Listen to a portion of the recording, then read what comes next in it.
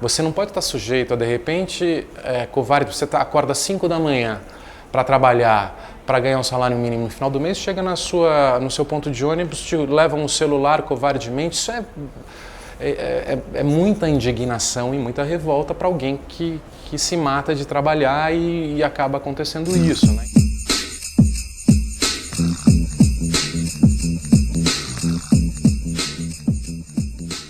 Quando o Moro foi chamado para assumir um super ministério, né, segurança pública, justiça, sistema penitenciário, o Sou da Paz soltou uma nota nesse sentido, eu achei interessante. Ele tem 6 pastas sob seus cuidados, tem uma Polícia Federal, uma Polícia Rodoviária Federal, um orçamento de 19 bilhões, que é um dos maiores da União, o COAF, né, que passou a ser uma instituição agora para ele poder trabalhar.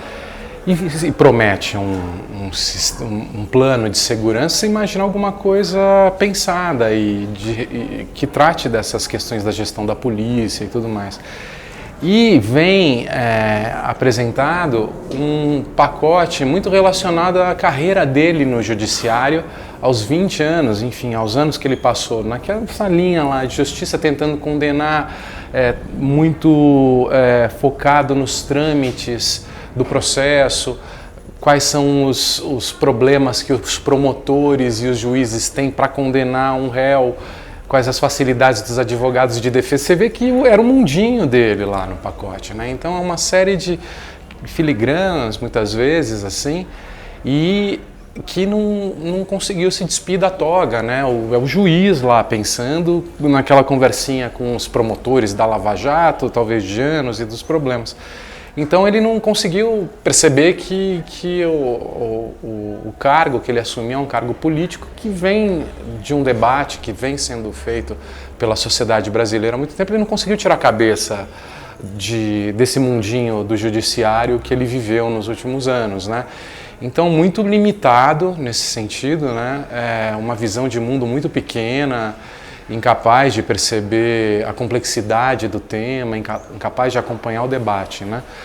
E mesmo porque na campanha presidencial, né, a gente lá no Neve, a gente organizou junto com o G1 e o Fórum Brasileiro de Segurança Pública, a gente faz um monitor da violência, que contabiliza os homicídios no Brasil.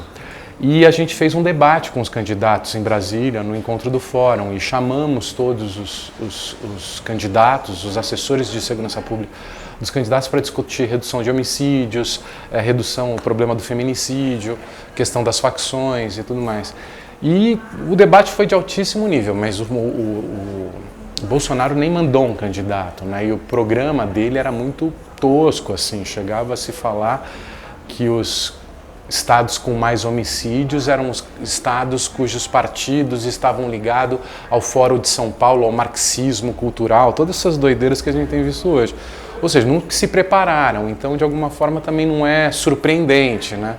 Talvez se esperasse mais, talvez do Moro, algum tipo de articulação maior, porque ele não é tão tosco como muitos que estão no governo agora, né? E tem uma série de problemas, né? A série de medidas que são muito problemáticas. No caso da violência policial, né, e da flexibilização aí da excludente de ilicitude, da legítima defesa, o Brasil vive um problema de violência policial muito sério. Foram mais de 5.000 homicídios praticados pela polícia sob a alegação de legítima defesa, né? Isso a gente não está contando os casos de grupos de extermínio e de milicianos e tudo mais. Então são os casos que as próprias polícias assumem como suposta resistência, né, da vítima. Mas é a mais violenta do mundo, né? A polícia é a mais violenta do mundo, e qualquer lugar do mundo considera a violência policial como um problema de treinamento, como um problema de estratégia, como um problema estrutural a ser controlado. Ninguém nas polícias, os comandos de polícia, nenhum acha que violência mostra qualquer tipo de qualidade de uma polícia, né? Então você tem esse desafio político de controlar a violência policial, né? Alguma coisa está sendo errado, está sendo feita de forma errada. E você endossa essa visão de que a violência policial de alguma forma não é um problema, ou que o policial tem que ser resguardado na sua forma de agir violento, assim, é uma coisa, é um retrocesso na discussão política, no debate político dos próprios comandos das polícias. Eles já vêm, de alguma forma, percebendo o problema disso, né? Então é surpreendente em vários sentidos. Tem vários pontos aí do pacote que é problemático, né? Em termos gerais, a grande questão é que a política acabou sendo criminalizada e os políticos passaram a ser, de uma forma geral, sendo vistos como ladrões.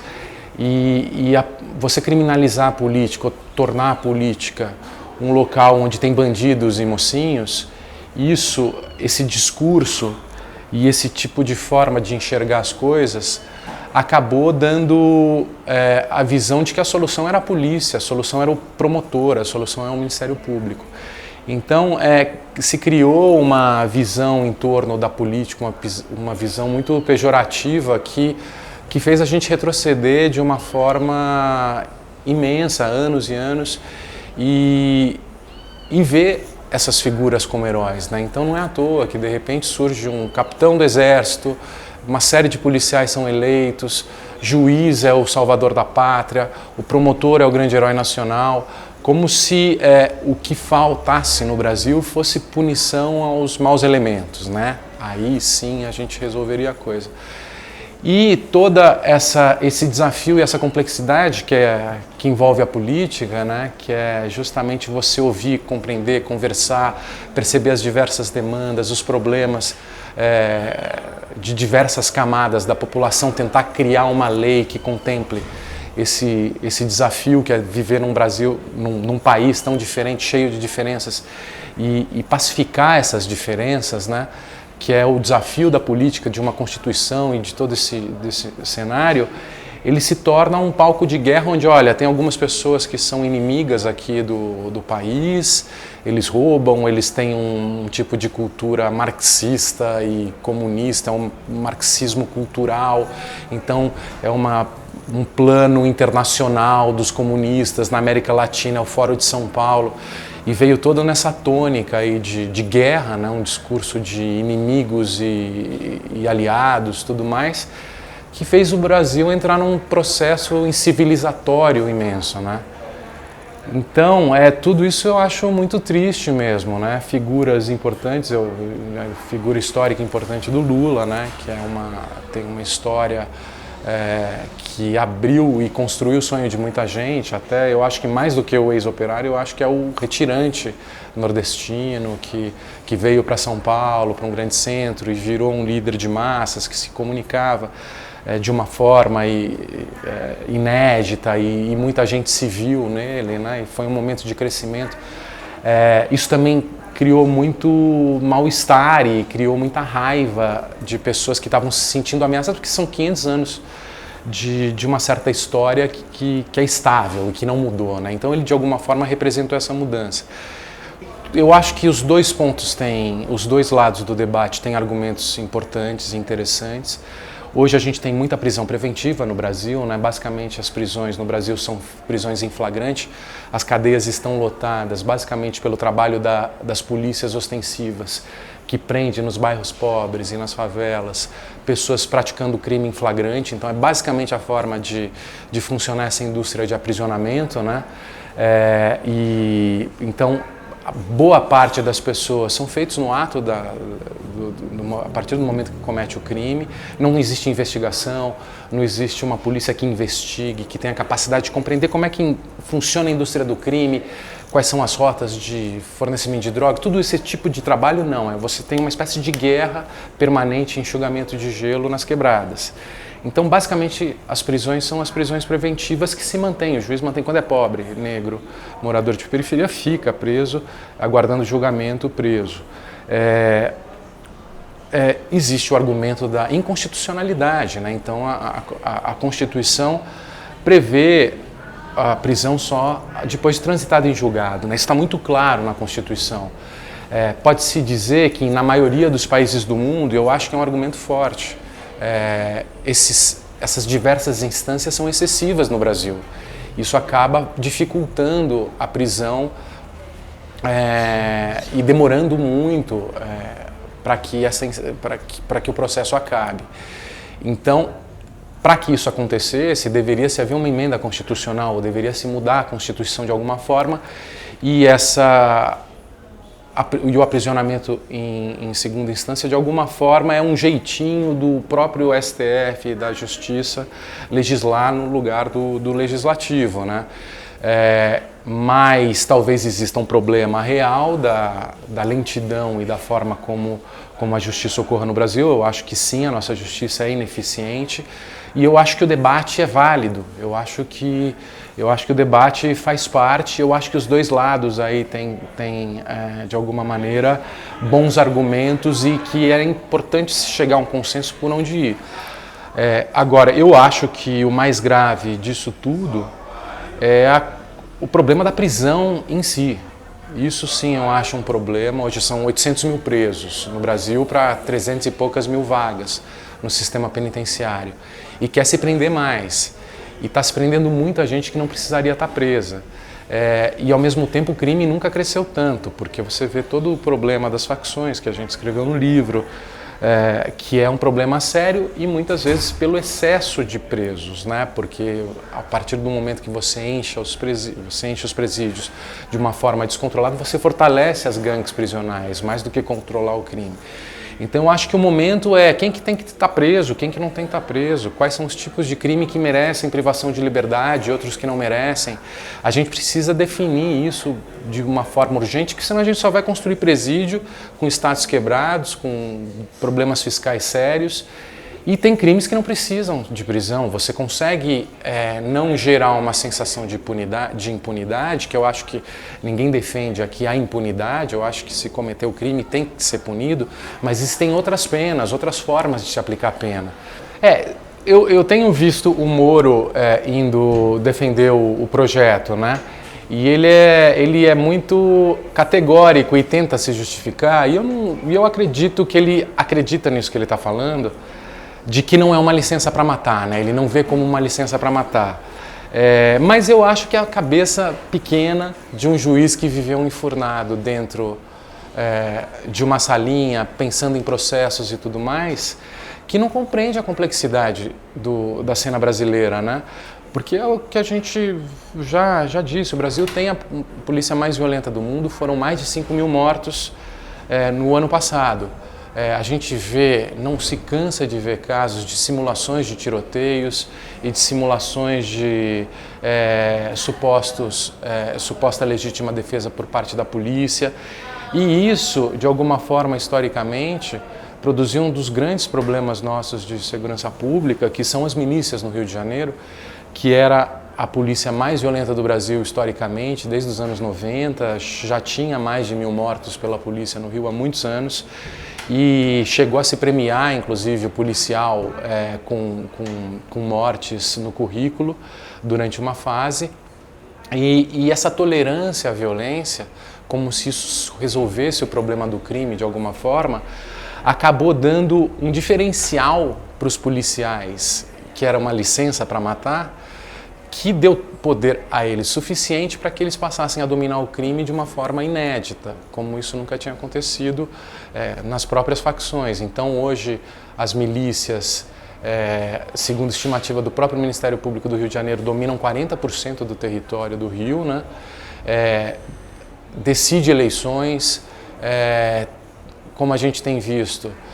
Tem um grupo especializado em assassinar, inclusive autoridades. Uma juíza, Patrícia Scioli, foi morta nos anos 2000. A Marielle é um caso trágico, que morreu durante uma ocupação militar. Então, assim, uma ocupação uma federalização, na época da federalização da segurança pública no Rio, quando os militares chegaram no Rio, toda a imprensa internacional e nacional estava com os holofotes voltados para lá. Os militares, na época, falaram que ia mexer nos batalhões da polícia e tentar resolver o problema de gestão e de corrupção da polícia militar, e a Marielle é morta um mês depois, como se alguém falasse assim: olha, pode vir toda a imprensa internacional, toda a imprensa nacional, todo mundo está olhando para a gente, tem os militares, mas quem manda aqui é a gente. Um dos problemas da época do crescimento dos homicídios em São Paulo, dos anos 80 e 90, era justamente a capacidade de produção das indústrias nacionais de arma, né, que são indústrias que têm uma capacidade e interesses de ampliar o mercado e vendiam bastante aqui no Brasil nesse período. Só que as armas acabavam sendo desviadas, as pessoas tinham a ilusão de que estavam mais protegidas, mas na maioria das vezes essas armas eram desviadas para atividades criminosas. Eu cheguei, quando eu trabalhava no Estadão, na época do Estatuto do Desarmamento, eu escrevi a história de uma arma que tinha sido comprada por um empresário no Morumbi para se defender, se sentia vulnerável no Morumbi, numa mansão, numa casa grande com a família e tal, mas a casa dele foi invadida e essa arma foi usada para 3 homicídios e 6 assaltos. Então, essa acaba sendo a trajetória de uma arma no final das contas. Então, isso, de alguma forma, acaba abastecendo o mercado criminal e tem uma série de estudos que mostram isso no Brasil, em vários estados brasileiros, que boa parte das armas apreendidas nas ruas pela Secretaria de Segurança são armas curtas brasileiras vindas da legalidade. Então isso de alguma forma abastece. Sem falar no problema do feminicídio, que é um problema seríssimo aqui no Brasil, e com uma arma em casa isso tem o risco de aumentar ainda mais. E no problema do suicídio também, né? Muitas vezes nos estudos, para você tentar entender a quantidade de armas em circulação, você consegue fazer uma proxy, você usa como tentativa de medida a quantidade de suicídios que existe nesses países, porque é muito fortemente associado, né? Muitos policiais entram na corporação com o sonho de ser heróis, né? E muitos, eu já conversei com vários, enfim, essa tônica e esse compromisso muitas vezes é real, né? Na boa parte das vezes é real. Só que ao mesmo tempo é uma expectativa muito equivocada e ele tem uma ideia equivocada de polícia. Ele acha que ele vai prender o bandido, ou ele é o mocinho. E não é assim que se faz polícia no mundo. Apostando na polícia militar, apostando na polícia ostensiva. E depois, com o tempo, eles começam a perceber: estou enxugando gelo. Eu estou prendendo um monte de gente, estou expondo minha vida, estou me arriscando minha vida e não adianta nada. Porque ele prendeu um rapaz, ou ele matou um moleque que ele achava que era o criminoso da quebrada, enfim. No dia seguinte tem outro, porque o tráfico de drogas produz um lucro muito elevado. E é esse dinheiro, por ser ilegal, que atrai. Então, assim, enquanto a gente não compreender esse mecanismo de funcionamento, não adianta você enxugar gelo, expor sua vida e se matar de trabalhar e arriscar a própria vida e matar às vezes, achando que vai resolver o problema e tal, porque não resolve. Então, eu acho que assim, a gente já tem décadas aí de erros e de problemas que já permite esse tipo de debate com a própria polícia. O trabalho de investigação é fundamental. O trabalho de aproximação com o Ministério Público, os promotores de diversos estados conversando entre si, o próprio papel das prisões no fortalecimento dessa articulação criminal, você compreender as rotas, onde eles põem o dinheiro, como esquenta, agir financeiramente para fragilizar esses grupos, evitar a importação de armas ou a venda de armas ou desvio de armas. Tudo isso faz parte de uma investigação e de um conhecimento que a gente não tem. Nunca se esforçou, sempre apostou nesse heroísmo do policial, da polícia ostensiva, num bairro pobre contra jovens e negros, que são vistos como os grandes vilões. Então, o homicídio ele não é solucionado, mas você vê, São Paulo reduziu 80%. E eu acho o seguinte, me parece, enfim, nesses anos todos, com a entrada do tráfico de drogas, né, que transformou a cena criminal do Brasil inteiro de uma forma geral, por um lado, e aumentou também a violência dos conflitos em vários estados, entre grupos rivais, por causa de grana e tal, mas por outro lado também, ele deu uma racionalidade para a galera que está no crime e tem muita grana envolvida.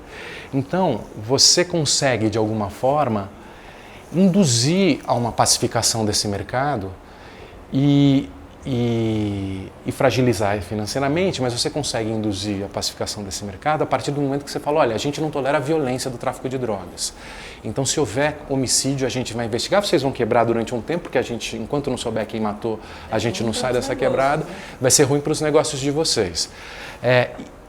E de alguma forma funciona. As UPPs, por mais problemas que houvesse, depois de 2007, 2008, o Rio de Janeiro, depois de São Paulo, foi o estado que mais reduziu o crime, caiu mais de 50% os homicídios no Rio de Janeiro.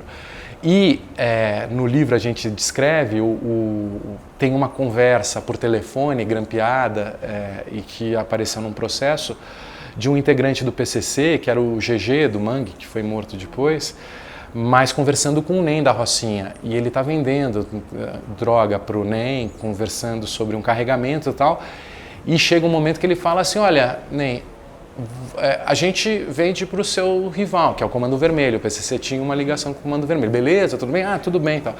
E ele falou, vocês têm que parar de guerrear aí, porque o crime fortalece o crime. Que história é essa? Vocês ficam aí batendo cabeça, mas o crime fortalece o crime. Vocês têm que parar com isso se a gente precisa. Se vocês precisarem, a gente vai aí e faz a mediação para vocês começarem a trabalhar junto, correr junto. Ele falou, olha, a gente não vai perdoar, porque há muitos anos vários amigos nossos foram mortos, mas a gente já sacou isso, porque quando a gente invade uma favela, como tinha antes, a polícia ocupa, então não vale a pena. Então a gente não pacificou, a gente não fez as pazes, mas a gente não tá mais em guerra, né? Então, assim, qual que é o desafio? É você acabar com a violência do tráfico de droga e o excesso dos abusos de consumo e problemas decorrentes de saúde são outras formas de lidar, não é a polícia necessariamente. A Europa e os Estados Unidos são os maiores mercados consumidores de droga, só que não são mercados violentos. Então, a gente não vai acabar com a droga vai continuar existindo. Então, como é que você reduz os danos desse comércio? E quais são os danos reais? Os danos reais são a violência. Agora, o excesso de consumo também é um problema, mas como é que a gente lida com isso? Com discussão, saúde pública, fortalecimento de laços, família, e são outras formas, não é violência ou punindo ou jogando num presídio. Então, eu acho que o que a gente tem conversado no Monitor da Violência, o que a gente tem tentado falar, assim, redução de homicídios é a questão.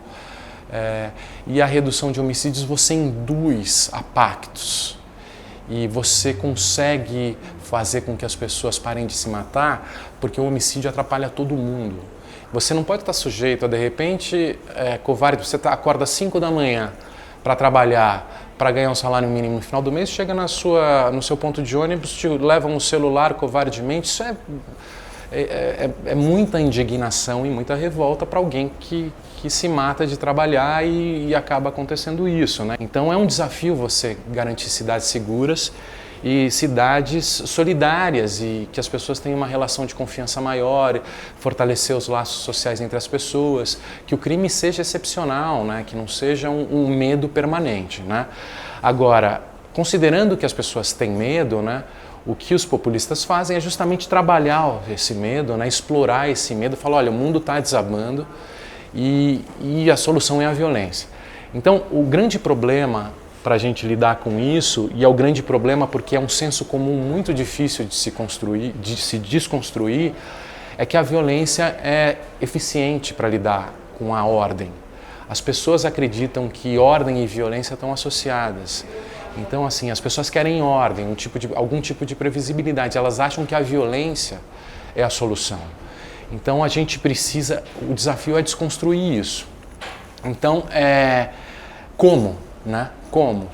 Eu acho que a gente tem que, primeiro, compreender que nas democracias, de uma forma geral, o Estado conseguiu estabelecer algum tipo de ambiente civilizado a partir do momento que assumiu o monopólio legítimo da força em defesa de uma lei cujos direitos valem para todos, certo? Esse é o grande passo que foi dado para as democracias ocidentais conseguirem, de alguma forma, garantir essa relação de confiança nos Estados modernos. Então, esse papel do Estado de usar de ter o uso legítimo, o monopólio do uso legítimo da força em defesa do Estado de Direito, de direitos iguais para todos é fundamental. Então isso nos ajuda a pensar nas prioridades da segurança pública. O que eu acho intolerável e o que a gente no NEVE de alguma forma argumenta e vem discutindo, os homicídios, por exemplo. 64 mil homicídios é um problema político sério. Você não tolerar que alguém, um tirano armado numa quebrada, ameace as pessoas em defesa dos seus interesses econômicos criminais, isso eu acho que eu concordo. Não dá para um cara mandar numa quebrada armado e tudo mais, falando, olha, eu garanto aqui a segurança de vocês, eu garanto aqui, mas eu dou cesta básica, tudo mais, mas quem me desobedeceu, quem denunciar o tráfico, quem denunciar a quebrada, eu mato. Não, isso não dá. Então, a prioridade, me parece, da segurança pública, em primeiro lugar, é a redução dos homicídios e a fragilização desses tiranos armados. Eu acho que esse é o foco da inteligência, essa é a compreensão das pessoas que colocam em risco, de alguma forma, o Estado de Direito. Podem ser traficantes, muito bem armados, mas podem ser milicianos, podem ser grupos de extermínios, podem ser seguranças privados. Agora, a partir do momento que você tenta defender seus interesses econômicos e territoriais, ameaçando os outros de morte, isso não dá, isso a gente não tolera, e isso para a democracia forte é importante. Então a inteligência, a investigação, eu acho que tem que ser trabalhada muito nesse sentido, né? Os crimes violentos e as covardias que são feitas, o próprio roubo, né? Uma coisa, o cara botar uma arma numa velhinha, sabe, isso não dá. Então eu acho que esse tipo de foco ou compreensão do que talvez seja prioritário, é importante. Só que não é só com a polícia que se trabalha esse tipo de processo. Então, a partir do momento que, diante dessa indignação e desse medo, você começa a aprisionar um monte de gente, você produz os efeitos colaterais que a gente tem visto. Você não consegue acabar com um crime no Brasil ou em nenhum lugar do mundo. Você não vai conseguir acabar com o tráfico de drogas no Brasil e em nenhum lugar do mundo que se conseguiu. Mas você consegue induzir os traficantes a não usarem a violência durante o tráfico, no seu dia a dia, no cotidiano. Isso foi feito de alguma forma em São Paulo, foi feito no Rio. Em algum momento no Rio, porque eles são pragmáticos e são empresários do crime, né? É um pouco a história do crescimento do PCC que a gente conta, não. Mas tem muito dinheiro em jogo. E quando há homicídio numa quebrada, por exemplo, isso aconteceu em São Paulo em 2006, há uma espécie de ocupação 2 meses por parte da polícia. Naquela época se levava cabeleireiro, havia abusos de autoridades, desrespeito de direito. Eu escrevi muito sobre isso, contestando os abusos de direito, mas assim, também se levava cabeleireiro, etc.